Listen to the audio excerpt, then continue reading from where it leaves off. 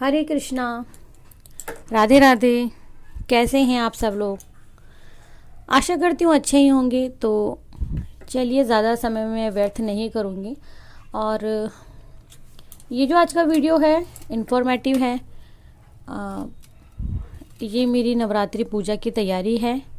इससे पहले कभी मैंने इस तरह का कोई वीडियो नहीं बनाया है, बट 3 रिक्वेस्ट मैंने अब तक पूरी नहीं किए। तबीयत एक तो ख़राब रहती है, कुछ कर नहीं पाती हूँ और मानती हूँ वीडियो बनाती हूँ, क्योंकि देखिए तबीयत कितना भी ख़राब हो, अब जैसे कि कल नवरात्रि है, कितना भी तबीयत ख़राब होगी लेकिन हमें हमारे विग्रह के जो है स्नान और कपड़े तो हमें बदलने ही होंगे हमारे बड़े विग्रह के। तो तबीयत कितना भी ख़राब हो, जो सेवा हमने ली हुई है वो तो हमें करनी ही करनी पड़ेगी, क्योंकि तबीयत ख़राब होती है। हम खाना पीना तो नहीं छोड़ देते, खाना खाएंगे तो ही हमारा शरीर ठीक रहेगा और काम करेंगे तब भी। तो फिर ये पूजा का कर्म करना क्यों छोड़ दें। तो चलिए आगे जान लेते हैं कि पूजा में क्या क्या चाहिए होता है। देखिए, कई बार जब मैं कहती हूँ कि पवित्री किसे कहते हैं, कई लोगों को मैंने बताया भी है पवित्री क्या चीज़ होती है। आज मैं बता देती हूँ कि ये पवित्री है कुशा घास जिसे बोला जाता है।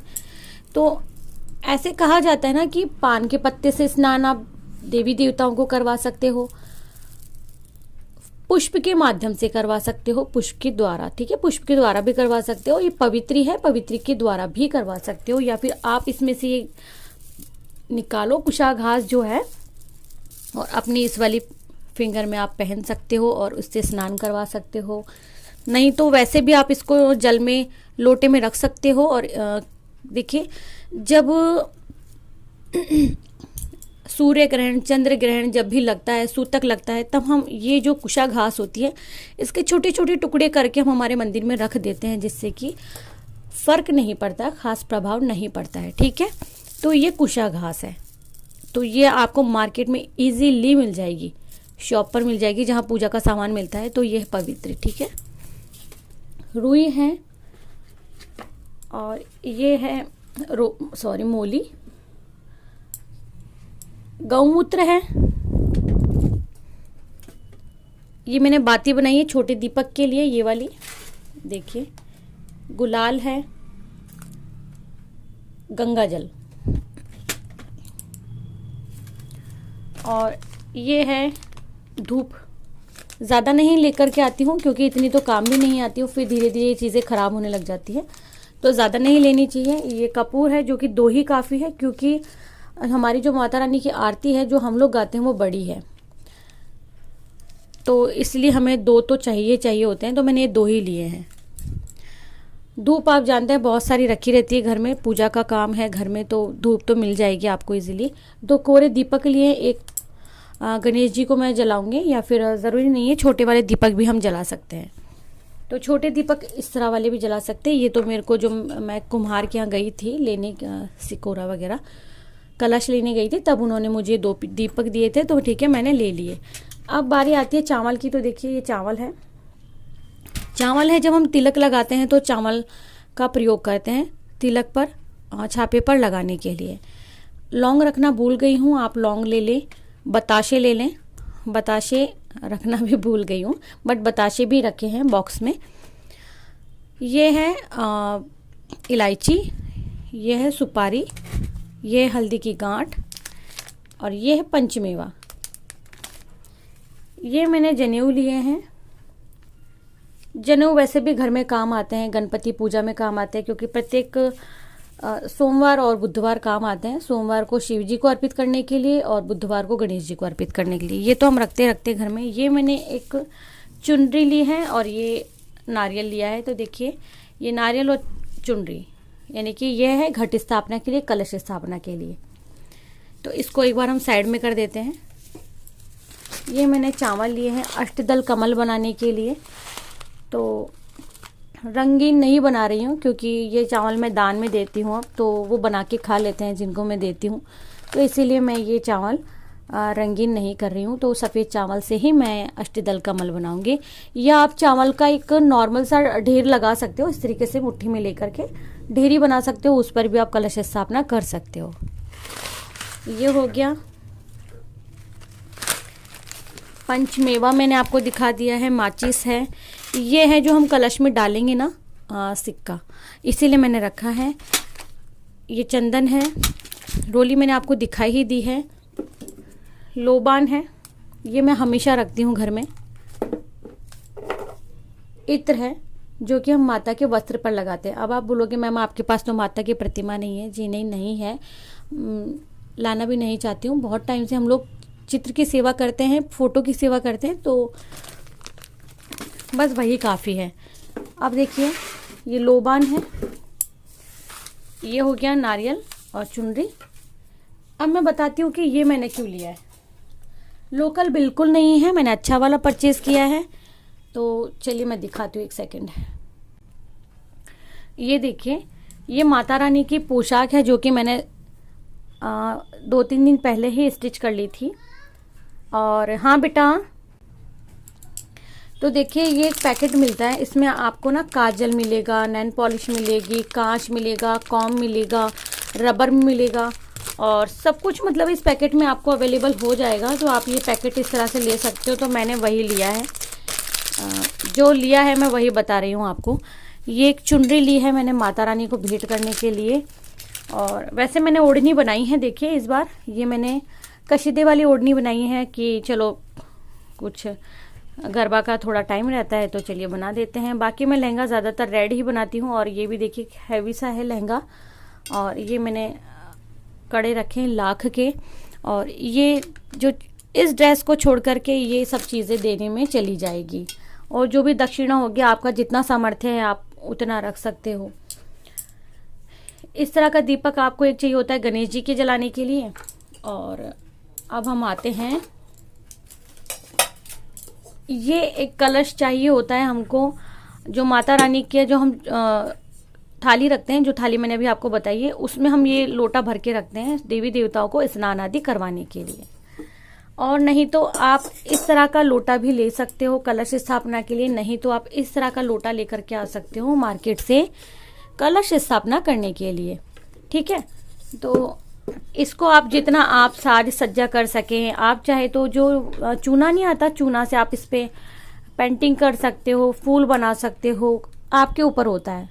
ठीक है, तो इस पर सबसे मेन जो होता है वो स्वास्तिक बनाना होता है।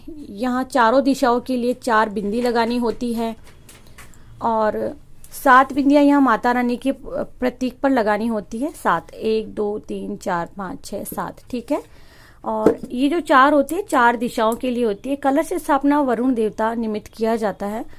ऐसे कहते हैं कि हम कलश स्थापना करके 33 करोड़ देवी देवता जो होते हैं उन्हें विद्यमान करते हैं, हमारी पूजा में शामिल करते हैं। ये इस तरह की मान्यता है। ठीक है, फिर हमने लिया है ये एक, और मैं बड़ा बहुत कम लेती हूँ, मैं छोटे वाले में ही जॉब होती हूँ हमेशा।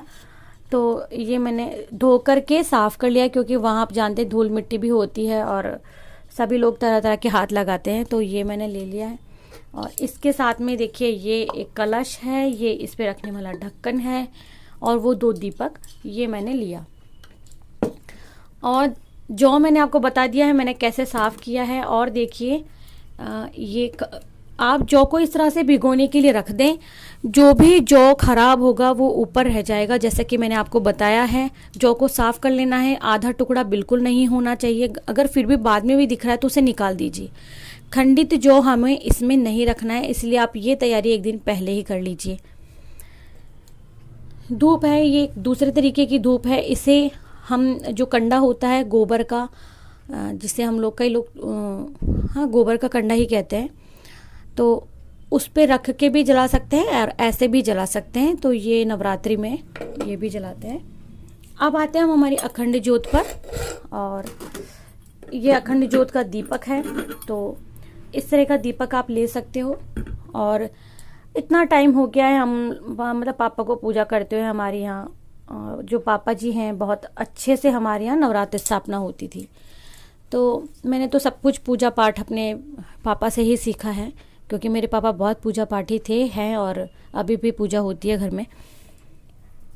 आप चाहें तो तिल्ली के तेल से दीपक जलाएं, आप चाहें तो देसी घी से दीपक जलाएं। ठीक है, ये प्रॉपर आपके ऊपर है। भाई जिनका सामर्थ्य नहीं है देसी घी से जलाने का तो आप तिल्ली के तेल से भी जला सकते हैं।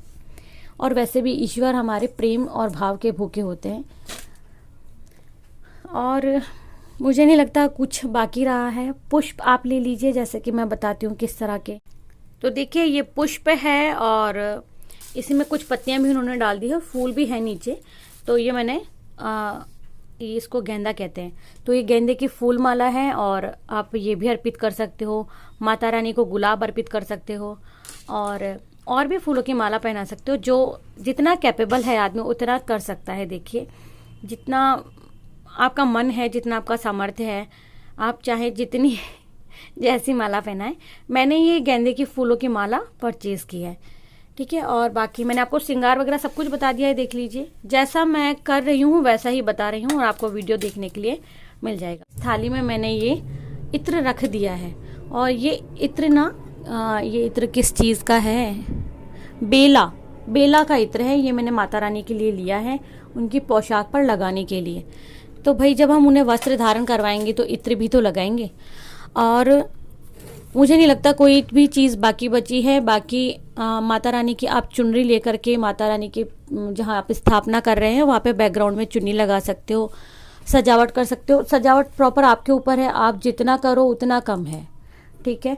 तो एक बार मैं और आपको बता देती हूँ, देख लीजिए। ये देखिए, कई लोग पूछते हैं कि मैम जो नारियल कलश पर रखा हुआ होता है तो उसका क्या करना चाहिए। 80% लोग वो नारियल फोड़ते हैं, बधाते हैं। हमारे यहाँ फोड़ना नहीं कहा जाता है, उससे बधाना कहा जाता है। तो हमारे यहाँ जो राजस्थानी लोग हैं तो वो यही कहते हैं कि नारियल बधा दो। और हमारे यहाँ लेडीज़ नारियल नहीं फोड़ती हैं, जेंट्स ही फोड़ते हैं।